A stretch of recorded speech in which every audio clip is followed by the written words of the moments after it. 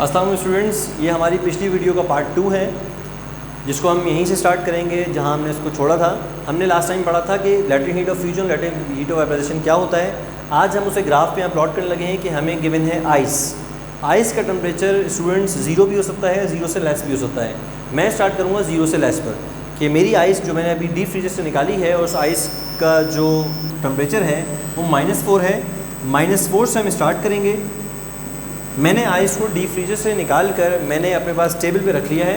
तो जब आप किसी आइस को टेबल पे रखते हैं स्टूडेंट्स, तो वो आइस एक हीट एब्जॉर्ब करती है सराउंडिंग से और मेल्ट होना स्टार्ट करती है। मेल्ट होने से पहले उस आइस का टेम्परेचर -4 से बढ़कर 0 तक पहुंचेगा। इसके लिए आपको कुछ टाइम चाहिए होगा। देख सकते हैं आप, एक्स एक्सिस पे मैंने टाइम लिया है इन मिनट्स और वाई एक्सिस पे हमारे पास टेम्परेचर है इन डिग्री सेल्सियस। ठीक है स्टूडेंट्स, वाई एक्स पे हमारे पास टेम्परेचर है, एक्स एक्सिस पे हमारे पास टाइम है। जैसे जैसे टाइम बढ़ेगा, बाहर अगर आपने टेबल पे एक आइस को रखा हुआ है, आइस क्यूब ले लें या आइस का पूरा ब्लॉक ले लें, एक आइस ब्लॉक को मैंने टेबल पे रख दिया है। अब वो आइस ब्लॉक डीप फ्रीजर में नहीं है, लिहाजा वो सराउंडिंग से हीट को एब्जॉर्ब करेगा। जब वो हीट एब्जॉर्ब करेगा तो कुछ टाइम गुजरने के बाद उसका टेम्परेचर 0 हो जाएगा। ठीक है, जब तक आइस का टेम्परेचर -4 से 0 हो रहा होगा, यानी टेम्परेचर क्या हो रहा होगा स्टूडेंट, टेम्परेचर इंक्रीज़ हो रहा होगा, उस वक्त कभी भी मेल्टिंग नहीं होती। यानी आप सोचेंगे सर -4 से 0 तक टेम्परेचर आया है तो इसका मतलब आइस जो है वो मेल्ट स्टार्ट हुई होगी, मेल्टिंग हुई होगी उसकी, या कुछ ना कुछ वाटर में कन्वर्ट हुआ होगा। No, it's a wrong concept. आप ये समझें मेरी बात को यहाँ पर कि -4 is not the melting point of ice. Ice का जो मेल्टिंग पॉइंट है स्टूडेंट, आइस वाटर पे जब जाएगी तो वो किस टेम्परेचर पे जाती है, वो हमेशा 0 डिग्री सेल्सियस पे जाएगी। और वाटर हमेशा स्टीम पे किस टेम्परेचर पे जाएगा, वाटर का बॉइलिंग पॉइंट जो होता है वो होता है 100 डिग्री सेल्सियस। तो ये दो टेम्परेचर मेरे लिए बहुत अहम है, इसलिए मैंने इसको डॉटेड लाइन से रिप्रेजेंट किया है, एक 0 डिग्री सेल्सियस और एक 100 डिग्री सेल्सियस। ठीक है स्टूडेंट, मैं आइस को हीट अप करना स्टार्ट हुआ हूँ -4 से। जब आइस -4 से 0 तक आएगी, इसका टेम्परेचर बढ़ा है और इस टेम्परेचर बढ़ने में आइस में मेल्टिंग नहीं होगी, आइस आइस ही रहेगी, यानी मेरे पास सॉलिड आइस मौजूद है। सॉलिड वो लिक्विड में कन्वर्ट नहीं हुआ होगा। ठीक है, और उस सॉलिड का टेम्परेचर सिर्फ रेज हुआ होगा। इसका मतलब है यहाँ से मैं इसको पॉइंट देता जाऊँगा, जैसे जैसे ग्राफ को आगे बढ़ाएंगे हम इसको पॉइंट के नाम दे देंगे और फिर एक्सप्लेन करेंगे किस पॉइंट पे हमें कौन सी हीट रिक्वायर्ड थी। Then student, for example suppose करें आप, यहाँ पर मैं अज्यूम करता हूँ कि 5 मिनट गुजरने के बाद, 5 लिख रहा हूँ क्योंकि मिनट्स के अंदर है, 5 मिनट के अंदर जो है आपकी आइस का टेम्परेचर -4 से 0 डिग्री सेल्सियस पे आ गया। अब स्टूडेंट यहाँ पे एक बात याद रखें कि जब एक दफ़ा आइस का टेम्परेचर 0 डिग्री सेल्सियस पे आ जाएगा, यहाँ पर आइस की मेल्टिंग स्टार्ट होगी। यानी जो आइस में से वाटर का पहला ड्रॉप जो है वो मेल्ट होगा, वो 0 डिग्री सेल्सियस पे आगे होगा।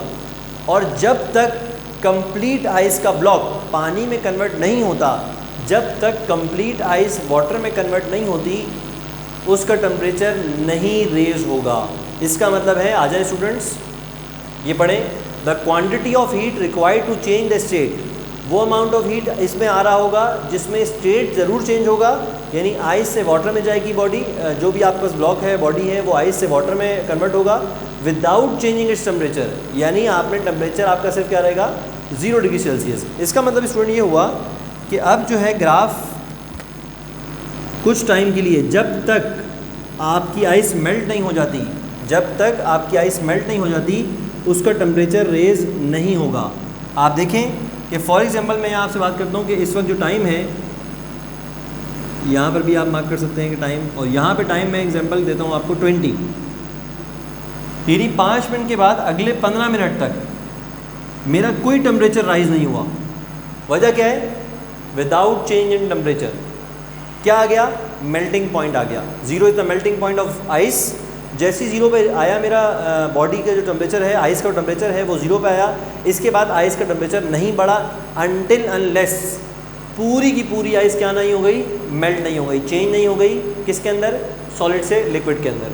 तो यहाँ देखें, इसका मतलब ये हुआ कि यहाँ तक आपके पास आइस मौजूद है, लेकिन इस पॉइंट पहुँचने के बाद तमाम की तमाम आइस वाटर बन गई है। जब तमाम की तमाम आइस वाटर बन जाएगी, उसके बाद वाटर का टेम्परेचर रेज होना स्टार्ट होगा, और वो पॉइंट है ये पॉइंट। मैं नाम भी देता रहता हूँ, A point, B point and C point. ठीक है student, now from C point we have all the ice converted into water.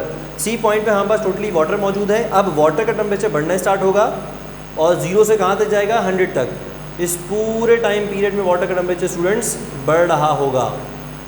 ठीक है, ये लाइन क्या रिप्रेजेंट कर रही है कि जैसे जैसे टाइम पास हो रहा है, फॉर एग्जांपल मैं यहाँ पे टाइम बनाऊँ तो जैसे जैसे यहाँ फॉर एग्जांपल मैं कहता हूँ यहाँ हो गए मुझे 50 मिनट्स, इसका मतलब है 20 मिनट से लेके 50 मिनट्स, आधा घंटा, 30 मिनट्स के अंदर पानी का टेम्परेचर 0 से कहाँ तक पहुँच गया, 100 तक। इसमें पूरे का पूरा पानी है, यानी सी पॉइंट पे भी मेरे पास पानी होगा और डी पॉइंट तक मेरे पास वाटर ही होगा। स्टेट चेंज नहीं होगी।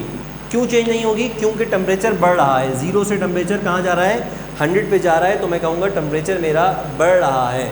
और जब जब टेम्परेचर बढ़ता है it is a sensible heat, it's not a latent heat. Latent heat का मतलब होता है जिसमें फेस चेंज होता है 0 से, या मैं कहूँ C से D तक कोई फेस में चेंजिंग नहीं आ रही, सिर्फ लिक्विड है, वाटर है और यहाँ तक वाटर है, D तक। ठीक है स्टूडेंट, लिहाजा वाटर का सिर्फ टेम्परेचर बढ़ा है और जब भी किसी का टेम्परेचर बढ़ता है तो हम कहते हैं सेंसिबल हीट है, या हम कहते हैं हीट कैपेसिटी और स्पेसिफिक हीट कहते हैं यहाँ पर। ठीक है स्टूडेंट, अब मैं आ गया डी पर। डी पर मेरा टेम्परेचर पहुँच चुका है 100 पे। यहाँ पर जो वाटर है उसमें से पहला मॉलिक्यूल स्टीम में कन्वर्ट होगा, क्योंकि मेरे पास क्या आ चुका है, बॉइलिंग पॉइंट। जैसे ही वाटर का boiling point that is 100 degree Celsius वो रीच करेगा तो मेरे क्या होगा, लिक्विड गैस या वेपर में कन्वर्ट होना शुरू हो जाएगा, या मैं कहूँ वाटर है तो स्टीम में कन्वर्ट होना शुरू हो जाएगा।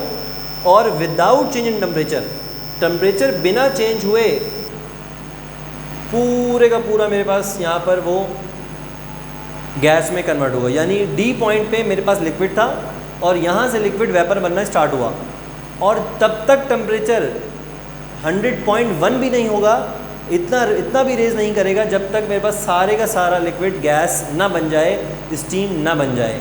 और ई पॉइंट पे मैं कह सकता हूँ कि ई पॉइंट पे सारे का सारा स्टीम बन गया और अब स्टीम का टेम्परेचर फर्दर इंक्रीज़ हो सकता है। और कहाँ तक जाएगा वो फर्दर आप जितना भी ग्राफ बना लें उसको आप ऊपर कर सकते हैं depending on the efficiency of your boiler. ठीक है, यहाँ पे मैंने स्टूडेंट ये समझाया आपको इस ग्राफ के ज़रिए कि क्या होता है जब हम आइस को या सॉलिड बॉडी को हीट करते हैं। तो जब सॉलिड बॉडी का टेम्परेचर बढ़ता है, टेम्परेचर बढ़ा, फिर 0 पे जाके टेम्परेचर फिक्स हो गया, क्योंकि यहाँ पर आइस मेल्ट हो रही थी and during melting there will be no change in temperature. ठीक है, इस ग्राफ को समझाने के बाद अगर मैं आपसे पूछूँ कि बताएं स्टूडेंट कहाँ पे कौन सी हीट है। हीट तो हमने शुरू से सप्लाई की है, यहाँ से यहाँ तक हीट सप्लाई की है, लेकिन अब आप मुझे बताएंगे कौन सी हीट कब आपको यहाँ पर दी गई है। तो आप कहेंगे सर B से C तक, B से C तक जो हीट हमने दी है इसको वो है लैटेंट हीट ऑफ फ्यूजन। क्यों?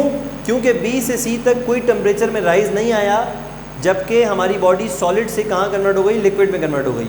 तो जब टेम्परेचर में चेंज ना आए और बॉडी सॉलिड से लिक्विड में कन्वर्ट हो जाए, इसका मतलब है वो लैटेंट हीट ऑफ फ्यूजन आपने यहाँ पर B से C के दरमियान दी है। इसी तरह D से E के दरमियान जो हीट आपने दी है वो लैटेंट हीट ऑफ वेपराइजेशन है, क्योंकि उसमें लिक्विड से आपकी बॉडी किस में कन्वर्ट हुई है, लिक्विड से वेपर में कन्वर्ट हुई है, यहाँ सॉलिड से लिक्विड में कन्वर्ट हुई है। लिहाजा आप कह सकते हैं कि B से C तक लैटेंट हीट ऑफ फ्यूजन है, D से E तक लैटेंट हीट ऑफ वेपराइजेशन है।